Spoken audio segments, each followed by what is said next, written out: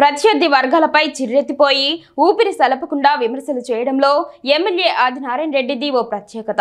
తన సహజ శైలి కడప యాసలో అలా పంచి విసిరితే ఇలా పేలుతుంది. కడప జిల్లా జమ్మలమడుగు బీజేపీ ఎమ్మెల్యేగా ఉంటున్న ఆయన మాజీ సీఎం జగన్ తో పాటు మరో ముగ్గురు వైసీపీ నేతలపై విరుచుకుపడ్డారు. ఘాటైన విమర్శలు చేశారు. ఆ నలుగురు వేస్ట్ అన్నారు. మరో అడుగు ముందుకేసి తన ఎమ్మెల్యే పదవికి రాజీనామా చేస్తానని సవాల్ విసిరారు. ఇంకా ఎన్నెన్నో ఘాటైన మాటలతో ధ్వజమెత్తారు. నేను మా వాడు సోలార్లో భూములు ఆక్రమించుకున్నాను కనుక్కోవాలా. వాళ్ళ మొగానికి ఏం తెలియదు. ఆడ 500 ఎకరాలు కాదు, ఈ యొక్క జమ్మనమడుగులో 8,000 ఎకరాలు రెవెన్యూ ల్యాండ్స్. ఎవడు ముందుకు వచ్చే దానికి ఇచ్చేదానికి సెకీ పర్మిషన్ ఇచ్చింది solar energy corporation of India. అది కూడా వీళ్ళకు తెలియదు. 500 అనుకుంటున్నారు. 8,000 ఎకరాలు. అది రాష్ట్రము కేంద్రం యొక్క సంయుక్త నిర్ణయము. ఒకవైపు విండ్ పవర్కు ఇంకా ఎదుగుతున్నాం, ఇంకా ల్యాండ్స్ ఏమైనా ఇస్తే అని. అదేం ఉచితం కాదు. దానికి కూడా రెవెన్యూ ల్యాండ్స్కు 31,000 ఎకరాకు సంవత్సరానికి ఎవడైతే కడతారో వాళ్ళు ఇవ్వాలి. అసలు ఏం తెలియదు. భూములు ఏదో అబ్బాయి బాబాయ్, ముందు అబ్బాయి రాశ్రీ, అబ్బాయి నుంచి బాబాయ్ పిలిచారు. మేము ఆక్రమించుకున్నాం. మేము కాదు. అరే స్వామి, అందరికీ ఇస్తున్నారు. రమ్మను పాలగాలు ఎవరు పెడితే నిర్మాణం పెట్టే వాళ్ళందరికీ ఇస్తాం. దానివల్ల ఉద్యోగ అవకాశం వస్తుంది. ఎల్ఈడి ఇస్తారు ఫస్ట్. ఒక్కొక్క మెగావాటుకు ఒక్కొక్క సంవత్సరానికి 3 ఏళ్ల పాటు 1,00,000 రూపాయలు. అంటే 250 మెగావాట్లు పెడితే 250 లక్షలు అంటే 2.5 కోట్లు వస్తుంది. ఏం నాలెడ్జ్ లేదు, ఏం లేదు. ఆయన ఆ అవినాష్ రెడ్డి జంపులంబు తప్ప, ఆ సుధీర్ రెడ్డి పాతోడు రాంచుపాటి ఎమ్మెల్సీగా ఉన్నాడు. ఏదో మేము ఇది ఆక్రమించుకున్నామంట, ఏదో ఆడ సిమెంట్ ఫ్యాక్టరీలో అంట. ఏం వాళ్ళ జాగిరా? ఎప్పుడు వాళ్ళకేనా? ఏం మార్పిడి లేదా? అన్ని సంస్థలు వాళ్ళకేనా? ఇప్పుడే కొంచెం వెంకటేశ్వరరెడ్డి ఒక నివేదిక మీకు ఫోటో కొట్టుకుంటున్నాడు.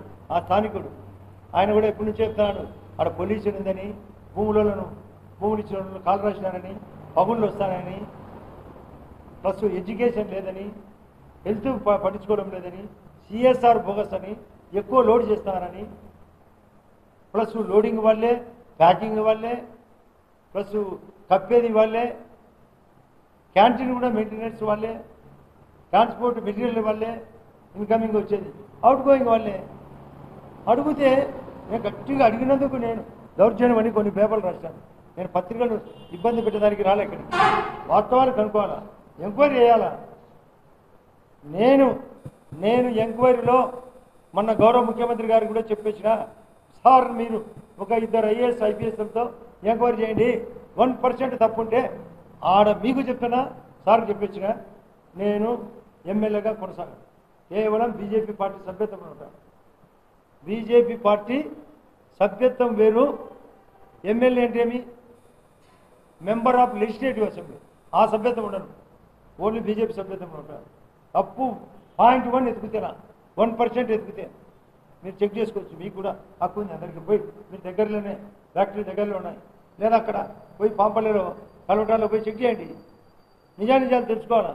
అభివృద్ధి జరిగిందా లేదా తెలుసుకోవాలా. ఎప్పుడు రాజశేఖర కుటుంబానికి వ్యతిరేకమవుతారు. ఈరోజు రెడీమేడ్ ఎమ్మెల్సీ తీసుకొని ఊరికి ఉత్తుత్త మాటలు. హౌసింగ్ మినిస్టర్గా ఆ దద్దమ్మ వాళ్ళ ఊళ్ళో హౌసింగ్ కట్టలే, వాళ్ళ ఊళ్ళో కట్టలే. ముందు నేను వచ్చినాక ఇందిరమ్మ ఇళ్ళ పెడుతూ ఎన్ని ఇళ్ళు ఇచ్చినా గుళ్ళకుంటాం. ఈ తాలూకాకి ఏం చేశారు ఇద్దరు? ఒకడు అవినాష్ లంబా, 2 సుధీర్ రెడ్డి ఎమ్మెల్యే, ఎమ్మెల్సీ రాంసుపాటి, 4 జగన్ రెడ్డి ఖాతా ఎంపీ, ప్రస్తుత ఆ రోజు ఎంపీ, సీఎం, ఆ రోజు సీఎం. ఏం చేశారు? నలుగురు చాడదాం. ఏం చేశారు? ఏం డెవలప్ చేశారు? ఫౌండేషన్ మీద ఫౌండేషన్ వేశారు. ఈరోజు అదే చేసేటప్పుడు కంటిన్యూషన్ కూడా నన్ను అడిగినారు గౌరవ ముఖ్యమంత్రి. అక్కడ మనం ఆ రోజు ఓపెన్ చేసిన మైలవరం అవసరమా, ఇక్కడ ఓపెన్ చేసిన జగన్ రెడ్డి చేసినది అవసరం అంటే, సార్ జగన్ రెడ్డి ప్రాంతంలో ల్యాండ్ కూడా డబ్బులు కట్టాం, పొల్యూషన్ కంట్రోల్ మీటింగ్ కూడా క్లియర్ అయింది కాబట్టి 2 స్టెప్పులు పడినాయి కాబట్టి అదే కంటిన్యూ చేస్తామని ఒప్పించినాం. అంటే అక్కడ కూడా రెడీ అయినాడు. ఎక్కడైనా ఆడ కూడా నీళ్ళు ఉన్నాయి, ఆడ స్థలం ఉంది. కానీ ఇది ప్రోగ్రెస్ అయిందని దానికే ఒప్పుకున్నాం. మాకు బేసిజం లేదు. కోహినూరు ఒక ఓటర్ ఉంది, కోహినూరు వజ్రం అనింది. ఆ కోహినూరు వజ్రం కూడా ఇలా కంటే తక్కువ. ఎందుకంటే అంత గోల్డ్, అంత క్యారెట్స్. అబ్బా ఎన్ని ఎత్తినాడో అన్ని ఎత్తినాడు. మన పల్లె భాషలో ఎత్తురా సిద్ధ అంటే ఎత్తింది ఎత్తింది. అబ్బడు అన్న ఎత్తడమే, తమ్ముడు ఎత్తడమే. ఏం చేసి వచ్చాడు ఈడ? ఏమన్నా బాగుపడినదా? ఈ జమ్మనుడికి బాగుపడినదా? వాళ్ళ పులివెందులో వాళ్ళ ముఖానికి తాగునీళ్ళు పులివెందుల వేంపడే లేకపోతే లాస్ట్కు వెంటనే కలెక్టర్ గారితో స్పందన చేసి పోయి నీళ్ళు ఇమీడియట్గా ఇచ్చినాం. అయినా మళ్ళీ వేంపడే ప్రాబ్లం వచ్చింది. ఇమీడియట్గా రెక్టిఫై చేయమంటున్నాం. హార్టికల్చర్ నాశనం చేసినాడు, ఫసల్ బీమా యోజన నాశనం చేసినాడు. జగన్ రెడ్డిని విమర్శించితే చంద్రబాబు నాయుడు దగ్గర నేను దగ్గరట. అంటే ఈ కూటమి కాకముందే 2000 సంవత్సరంలో నేను అనంతపురంలో జగన్ రెడ్డిని ఏం కామెంట్ చేసినాడో చెక్ చేసుకున్నాను. అప్పుడు ఏ చంద్రబాబు నాయుడు నాకు దగ్గర? నేనే రాజు, నాదే రాజ్యం, నాదే రాజ్యాంగం, అదే భారతీయ రాజ్యాంగం అని చెప్పినోని ఆ రోజు ఎవరు వేరువాని పొందేదానికి? నేను జగన్ రెడ్డికి ఎలక్షన్ చేసినప్పుడు 2009 రాజశేఖర్ గారు చనిపోయిన తర్వాత అధికార పార్టీ రోషయ్య గారు మొదటి సీఎం, ఆ తర్వాత కిరణ్ కుమార్ రెడ్డి, మన్మోహన్ సింగ్ ప్రధానమంత్రి. అప్పుడు నేను అధికార పార్టీకి వ్యతిరేకం పనిచేయలేదా? అది మతికి రాదా మా వాళ్ళకు? ఈ రాంచువాడికి మతికి రాదా? నేను అధికార పార్టీ కోసం పోయినట్ట. అధికార పార్టీ ఎమ్మెల్యేగా కాంగ్రెస్లో గెలిచి కాంగ్రెస్ రెబల్గా తయారై ఇదే జమ్మలమడుగులో 98,000 మెజార్టీ. ఆ రోజు నేను అధికార పార్టీని ఎందుకు కాదని, రాజశేఖర్ గారు చనిపోయినారు, కొడుగ్గా బాధలో ఉంటాడని సపోర్ట్ చేశాను. ఆ తర్వాత 14 తర్వాత అన్నీ ఏడుపు మాటలు. పట్టిసీమ గొప్పది అంటే కాదు అంటాడు, ధర్నాలు చేయాలంటాడు. నాకు లోకల్ బాడీ సంబంధం లేదంటాడు. లోకల్ బాడీ సంబంధం లేకుండా ధర్నాలు ప్రజలు ఎందుకు చేస్తారని అడిగినా. నువ్వు ఒక్కను ఎట్లా మాట్లాడేది అన్నాడు. నువ్వు ఈ పద్ధతి ఎంత వ్యాపారం మాదేం కాదని చెప్పిన కొట్లాడి బయటకు వచ్చినా. తెలుసా ఈ జగన్ రెడ్డి దగ్గర ఒక్కసారి రాంచుబార్ రెడ్డి సుధీర్ నోరు నిప్పిన సందర్భం ఉందా? వీళ్ళకంత సత్తా ఉందా? సచ్చుగాలైనా ఒకటే, చచ్చిపోయినా ఒకటే.